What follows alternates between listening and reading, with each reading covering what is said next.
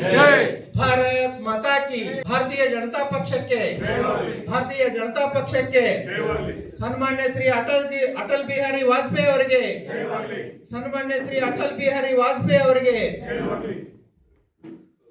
ಬಂಧುಗಳೇ, ದೇಶ ಕಂಡ ಅತ್ಯುತ್ತಮ ಮಾಜಿ ಪ್ರಧಾನಮಂತ್ರಿಗಳಾದಂಥ ಸನ್ಮಾನ್ಯ ಶ್ರೀ ಅಟಲ್ ಬಿಹಾರಿ ವಾಜಪೇಯಿ ಅವರ ಜನ್ಮ ಜಯಂತಿ ಅಂಗವಾಗಿ ಈ ಒಂದು ಕಾರ್ಯಕ್ರಮದ ಅಧ್ಯಕ್ಷತೆ ವಹಿಸಿದಂತ ನಮ್ಮ ನಿಮ್ಮೆಲ್ಲರ ನೆಚ್ಚಿನ ನಾಯಕರು, ಮಾಜಿ ಶಾಸಕರು ಹಾಗೂ ಜಿಲ್ಲಾ ಅಧ್ಯಕ್ಷರಾದಂಥ ಸನ್ಮಾನ್ಯ ಶ್ರೀ ವಿರೂಪಾಕ್ಷಣ್ಣ ಬಳ್ಳಾರಿ ಅವರೇ, ಹಾಗೂ ಮಾಜಿ ಜಿಲ್ಲಾ ಅಧ್ಯಕ್ಷರಾದಂಥ ಸಿದ್ದರಾಜಣ್ಣ ಕಲ್ಕೋಟೆ ಅವರೇ, ಈ ಒಂದು ಅಟಲ್ ಬಿಹಾರಿ ವಾಜಪೇಯಿ ಅವರ ಜನ್ಮ ಶತಮಾನೋತ್ಸವದ ಸಂಚಾಲಕರಾದ ಮುರುಗಪ್ಪ ಶೆಟ್ರೆ, ಹಾಗೂ ಪ್ರಧಾನ ಕಾರ್ಯದರ್ಶಿಗಳಾದಂಥ ಸಂತೋಷನ ಆಲದಕಟ್ಟಿ ಅವರೇ, ನಂಜುಂಡೇಶ್ ಕಳ್ಯಾರ್ ಅವರೇ, ಹಾಗೂ ನಗರ ಮಂಡಲದ ಅಧ್ಯಕ್ಷರಾದಂಥ ಕಿರಣ್ ಕೊಳ್ಳಿ ಅವರೇ, ಹಾಗೂ ಎಲ್ಲ ನಮ್ಮ ಭಾರತೀಯ ಜನತಾ ಪಕ್ಷದ ಎಲ್ಲ ಮುಖಂಡರೇ, ಹಾಗೂ ಎಲ್ಲ ಸಹೋದರಿಯರೇ, ತಾಯಂದರೇ, ಹಾಗೂ ಎಲ್ಲ ಕಾರ್ಯಕರ್ತ ಬಂಧುಗಳೇ, ಈಗಾಗಲೇ ನಮ್ಮ ಮುರುಗಪ್ಪ ಸಂಕ್ಷಿಪ್ತವಾಗಿ ಎಲ್ಲ ವಿಷಯವನ್ನು ಕವರ್ ಮಾಡಿದ್ರು. ಯಾವುದೋ ವಿಷಯ ಬಿಡಲಿಲ್ಲ ಅಂತ ನಾನು ಅನ್ಕೊಂಡಿದ್ದೀನಿ. ಸನ್ಮಾನ್ಯ ಶ್ರೀ ಅಟಲ್ ಬಿಹಾರಿ ವಾಜಪೇಯಿ ಅವರು 1924 ಡಿಸೆಂಬರ್ 25ರಂದು ಅವರು ಜನ್ಮ ಏನು ಗ್ವಾಲಿಯರ್ದಲ್ಲಿ ಅವರ ಜನ್ಮವನ್ನು ತಾಳ್ತಾರೆ. ಅವ್ರ ವಿದ್ಯಾಭ್ಯಾಸ ಕೂಡ ಅಲ್ಲೇ ಗ್ವಾಲಿಯರ್ದಲ್ಲೇ ಪ್ರಾಥಮಿಕ ಶಿಕ್ಷಣದಿಂದ ಹಿಡ್ಕೊಂಡು ಮಾಧ್ಯಮ ಶಿಕ್ಷಣ ಇರ್ಬೋದು ಮತ್ತು ಸ್ನಾತಕೋತ್ತರ ಪದವಿ ಕೂಡ ಅಲ್ಲೇ ಮಾಡ್ತಾರೆ ರಾಜಶಾಸ್ತ್ರದಲ್ಲಿ. ನಂತರ ಅವ್ರೇನು ಪದವಿ ಅನ್ನೋ ಸಂದರ್ಭದಲ್ಲಿ ಅವರು ರಾಷ್ಟ್ರೀಯ ಸ್ವಯಂ ಸೇವಕ ಸಂಘದ ಸಂಪರ್ಕದಲ್ಲಿ ಬರ್ತಾರೆ. ರಾಷ್ಟ್ರೀಯ ಸ್ವಯಂ ಸೇವಕ ಸಂಘದ ಸಂಪರ್ಕದಲ್ಲಿ ಬಂದ ನಂತರ ಅವರು ನಿರಂತರವಾಗಿ ನಾವು ದೇಶ ಸೇವೆ ಮಾಡ್ಬೇಕಂತಕ್ಕಂಥ ಉದ್ದೇಶವನ್ನು ಇಟ್ಟುಕೊಂಡು ಮುಂದೆ ರಾಜಕಾರಣದಲ್ಲಿ ಕೂಡ ದಾಪುಗಾಲನ್ನು ಹಾಕ್ತಾರೆ. ಅವರ ರಾಜಕಾರಣ ಏನು, ಇವರು ನಮ್ಮ ಶ್ಯಾಮ್ ಪ್ರಸಾದ್ ಮುಖರ್ಜಿ ಮತ್ತು ದೀನ್ ದಯಾಳ್ ಉಪಾಧ್ಯಾಯ ಅವರ ಒಂದು ತತ್ವ ಆದರ್ಶವನ್ನು ಅವರ ಮೇಲೆ ಒಂದು ಅಭಿಮಾನವನ್ನು ಇಟ್ಟುಕೊಂಡು ಅವರು ರಾಜಕಾರಣಕ್ಕೆ ಎಂಟ್ರಿ ಆಗ್ತಾರೆ.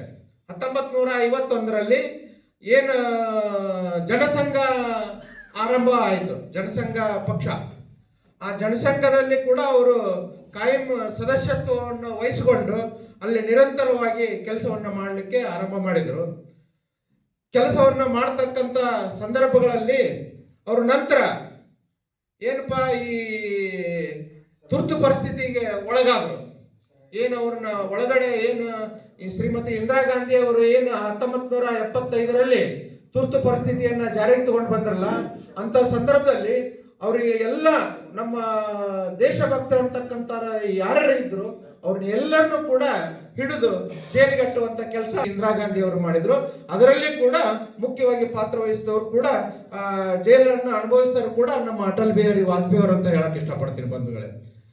ನಂತರ ಏನು ಅವರು ಕರಾಳ ದಿನವನ್ನು ಏನು ತಗೊಂಡು ಬಂದ್ರು ಅಂತ ಸಂದರ್ಭದಲ್ಲಿ ಜನ ರೋಷಿ ಹೋದರು. ಜನ ರೋಷಿ ಹೋಗಿ ಅವರು ಏನು ಅಂದ್ರೆ, ಈಗ ಆಲ್ಮೋಸ್ಟ್ ಅವರು ಏನ್ ಮಾತಾಡ್ತಾರೆ ಅಂದ್ರೆ, ಕಾಂಗ್ರೆಸ್ನವರು ಭಾರತೀಯ ಜನತಾ ಪಕ್ಷ ಸಂವಿಧಾನವನ್ನು ಬದಲಾವಣೆ ಮಾಡುತ್ತೆ ಅಂತ ಹೇಳ್ತಾರೆ. ಆಕ್ಚುಲಿ ಸಂವಿಧಾನವನ್ನ ಬದಲಾವಣೆ ಮಾಡಿದವರು ಯಾರಾದ್ರೂ ಇದ್ರೆ ತಮ್ಮ ಸ್ವಾರ್ಥಕ್ಕೋಸ್ಕರ, ಸ್ವಾರ್ಥ ಸಾಧನೆಗೋಸ್ಕರ, ತಮ್ಮ ಅಧಿಕಾರಕ್ಕೋಸ್ಕರ, ತಮ್ಮ ಕುರ್ಚಿ ಉಳಿಸ್ಕೊಳ್ಳೋಕ್ಕೋಸ್ಕರ ಬದಲಾವಣೆ ಮಾಡಿದವರು ಯಾರಾದ್ರೂ ಇದ್ರೆ ಅದು ಭ್ರಷ್ಟ ಕಾಂಗ್ರೆಸ್ ಸರ್ಕಾರ ಅಂತ ನಾನು ಹೇಳಕ್ ಇಷ್ಟಪಡ್ತೀನಿ ಬಂಧುಗಳೇ. ಯಾಕಂದ್ರೆ ಶ್ರೀಮತಿ ಇಂದಿರಾ ಗಾಂಧಿ ಅವರು ಎಟ್ ದಿ ಟೈಮ್ ಏನು ಪ್ರೈಮ್ ಮಿನಿಸ್ಟರ್ ಇದ್ರು ಅವತ್ತ ಏನು ಅಲಹಾಬಾದ್ ಕೋರ್ಟ್ ಏನು ಒಂದು ಜಜ್ಮೆಂಟ್ ಅನ್ನ ಕೊಡ್ತು. ಅಲಹಾಬಾದ್ ಕೋರ್ಟ್ ಜಜ್ಮೆಂಟ್ ಏನಂತ ಅಂದ್ರೆ, ಅವರ ಆಯ್ಕೆ ಏನು MP ಆಗಿ ಏನು ಆಯ್ಕೆ ಆಗಿದ್ರಲ್ಲ ಅನರ್ಹ ಅಂತಕ್ಕಂಥ ಒಂದು ಜಜ್ಮೆಂಟ್ ಬಂತು. ಆ ಜಜ್ಮೆಂಟ್ ಬಂದಂತ ಸಂದರ್ಭದಲ್ಲಿ ಇನ್ನು ನನಗೆ ಯಾವುದೇ ಅಧಿಕಾರ ಸಿಗಂಗಿಲ್ಲ, ನಾನು ಹೊರಗೆ ಹೋಗ್ಬೇಕಾಗುತ್ತೆ ಅನ್ನೋಂಥ ಉದ್ದೇಶ ಇಟ್ಟುಕೊಂಡು ಅವತ್ತಿನ ರಾಷ್ಟ್ರಪತಿಗಳನ್ನ ಹಿಡ್ಕೊಂಡು ರಾಷ್ಟ್ರಪತಿಯ ಆಡಳಿತವನ್ನ ಜಾರಿಗೆ ತಗೊಂಡ್ಬರ್ತಾರೆ. ಸಡನ್ ಆಗಿ ರಾತ್ರಿ ಜಾರಿಗೆ ತಗೊಂಡು ಬಂದು ನಂತರ ಅದು ಏನಂದ್ರ ಸಂವಿಧಾನದ 38ನೇ ತಿದ್ದುಪಡಿ ಅದು ಜಾರಿಗೆ ತಗೊಂಡ್ಬರ್ತಾರೆ. ನಂತರ ರಾಷ್ಟ್ರಪತಿಗಳು ಮಾಡಿದಂತ ಆದೇಶವನ್ನ ಯಾರು ಪ್ರಶ್ನೆ ಮಾಡಬಾರ್ದು, ರಾಷ್ಟ್ರಪತಿ ಆಡಳಿತವೇ ಅಂತಿಮ ಅನ್ನತಕ್ಕಂಥ ಉದ್ದೇಶವನ್ನು ಇಟ್ಕೊಂಡು 39ನೇ ತಿದ್ದುಪಡಿಯನ್ನ ಅದನ್ನ ಯಾರು ಪ್ರಶ್ನೆ ಮಾಡಬಾರ್ದು ಅಂತಕ್ಕಂಥ ಉದ್ದೇಶ ಇಟ್ಕೊಂಡು ಅದನ್ನು ಕೂಡ ಜಾರಿಗೆ ತಗೊಂಡು ಬರ್ತಾರೆ.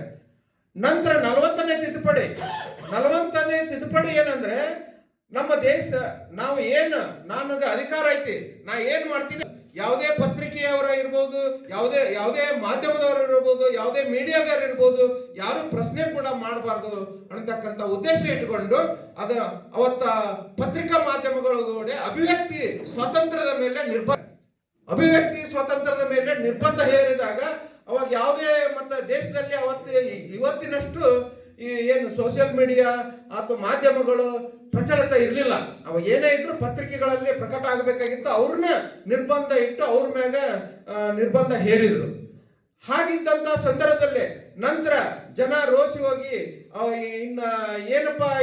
ಇದು ಅಂತಂದು ಮತ್ತೆ ಚುನಾವಣೆ ಆಗುತ್ತೆ. 1977ರಲ್ಲಿ ನಮ್ಮ ಮೊರಾರ್ಜಿ ದೇಸಾಯಿ ಅವರ ಸರ್ಕಾರ ಬರುತ್ತೆ. ಮೊರಾರ್ಜಿ ದೇಸಾಯಿ ಅವರ ಸರ್ಕಾರ ಬಂದಂತ ಸಂದರ್ಭದಲ್ಲಿ ಅಟಲ್ ಬಿಹಾರಿ ವಾಜಪೇಯಿ ಅವರು ವಿದೇಶಾಂಗ ಮಂತ್ರಿಗಳಾಗಿ ಉತ್ತಮ ಸೇವೆಯನ್ನ ಮಾಡ್ತಾರೆ.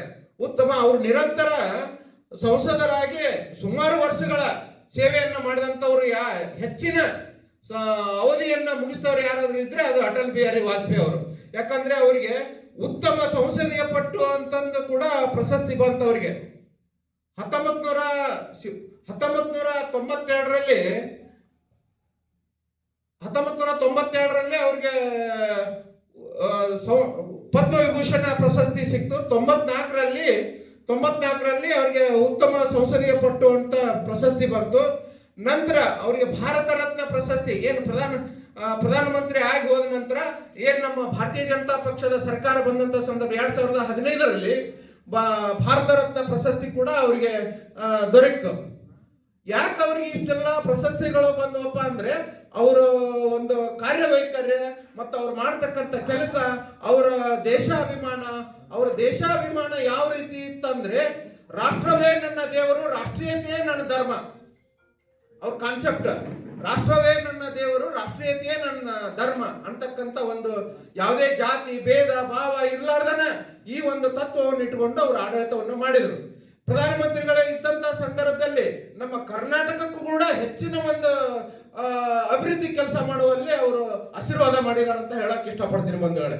ಮುಖ್ಯವಾಗಿ ನೋಡ್ರಿ, ಈಗ ಇವತ್ತು ಬೆಂಗಳೂರಲ್ಲಿ ಮೆಟ್ರೋ ಓಡಾಡ್ತಿದೆ ಅಂದ್ರೆ ಅದು ಅಟಲ್ ಬಿಹಾರಿ ವಾಜಪೇಯಿ ಅವರ ಆಶೀರ್ವಾದ ಅಂತ ಹೇಳಕ್ ಇಷ್ಟಪಡ್ತೀನಿ ಬಂಧುಗಳೇ. ಅದೇ ರೀತಿಯಾಗಿ ಈಗ ನಮ್ಮ ಮುರುಗೇಶ್ ಶೆಟ್ಟಿ ಹೇಳಿದ್ರು, ಸುವರ್ಣ ಚತುಷ್ಪಥ ರಸ್ತೆಗಳನ್ನ ನಿರ್ಮಾಣ ಮಾಡಿದ್ರು. ಹಿಂದೆ ನಾವು ಇಲ್ಲಿಂದ ಬೆಂಗಳೂರಿಗೆ ಹೋಗ್ಬೇಕಾದ್ರೆ 12 ತಾಸು ತಗೊಂತಿದ್ವಿ. ಎಷ್ಟೋ ಆಕ್ಸಿಡೆಂಟ್ಗಳಾಗ್ತಿದ್ವು, ಅನಾಹುತಗಳಾಗ್ತಿದ್ವು. ಅವನ್ನೆಲ್ಲ ತಪ್ಪಿಸ್ಬೇಕು. ಅವರೊಂದು ಉದಾಹರಣೆ ಹೇಳಿದ್ರು. ನಿಜ ಹೇಳ್ಬೇಕಂದ್ರೆ ಏನು ರಾಯಚೂರಲ್ಲಿ ಅವರ ಒಂದು ಶರ್ಮಾ ಅಂತಕ್ಕಂಥ ನಮ್ಮ ಪಕ್ಷದ ಪ್ರಮುಖರೊಂದಿಗೆ ಆ ಕಾರಲ್ಲಿ ಹೋಗ್ಬೇಕಾದ್ರೆ ಆ ರಸ್ತೆಗಳನ್ನ ನೋಡಿ, ಶರ್ಮಾ ಅವ್ರ ಹೆಸರು ಹೇಳಿಲ್ಲ, ಶರ್ಮಾ ಅವ್ರ ಜೊತೆಗೆ ಕಾರಲ್ಲಿ ಹೋಗುವಂತ ಸಂದರ್ಭದಲ್ಲಿ ಆ ರಸ್ತೆಗಳನ್ನ ನೋಡಿ, ನಾನೇನಾದ್ರೂ ಪ್ರಧಾನಮಂತ್ರಿಗಳಾದ್ರೆ ಈ ದೇಶದಲ್ಲಿ ಇರ್ತಕ್ಕಂಥ ಎಲ್ಲಾ ರಸ್ತೆಗಳನ್ನು ಸುಧಾರಣೆ ಮಾಡ್ತೀನಿ ಅನ್ನತಕ್ಕಂಥ ಆಶ್ವಾಸನೆ ಅವತ್ತ ಶರ್ಮಾ ಅವರಿಗೆ ಕೊಟ್ಟಿದ್ರು. ಅದೇ ನಿಟ್ಟಿನಲ್ಲಿ ಅವರು ಪ್ರಧಾನಮಂತ್ರಿಗಳಾದ ತಕ್ಷಣ ಅವರು ಮುಖ್ಯವಾಗಿ ಕಾರ್ಯಗತರಾಗಿದ್ದು ಈ ರಸ್ತೆಗಳ ಬಗ್ಗೆನ. ಅಂದ್ರೆ ರಸ್ತೆ ಅಂದ್ರೆ ಏನ್ರಿ, ರಸ್ತೆ ಮತ್ತು ಸಾರಿಗೆ ಮತ್ತು ಸಂಪರ್ಕದ ಬಗ್ಗೆ ನಾವು ಹೆಚ್ಚಿನ ಒತ್ತನ್ನು ಕೊಟ್ಟಿದ್ದು. ನಿಜ ಹೇಳ್ಬೇಕಂದ್ರೆ ಚತುಷ್ಪಥದ ರಸ್ತೆಗಳನ್ನ ಮಾಡಿದ್ರು. ಇವಾಗ ಆ 4 ತಾಸಲ್ಲಿ ಬೆಂಗಳೂರಲ್ಲಿ ಇರ್ತೀವಿ, 4 ತಾಸಲ್ಲಿ ಹಾವೇರಿಯಲ್ಲಿ ಇರ್ತೀವಿ ಅಂತ ಒಂದು ವ್ಯವಸ್ಥೆ ಮಾಡಿಕೊಟ್ಟದ್ದು ಯಾರಾದ್ರೂ ಇದ್ರೆ ಅದು ಅಟಲ್ ಬಿಹಾರಿ ವಾಜಪೇಯಿ ಅವರು. ಅದೇ ರೀತಿಯಾಗಿ ಪ್ರತಿ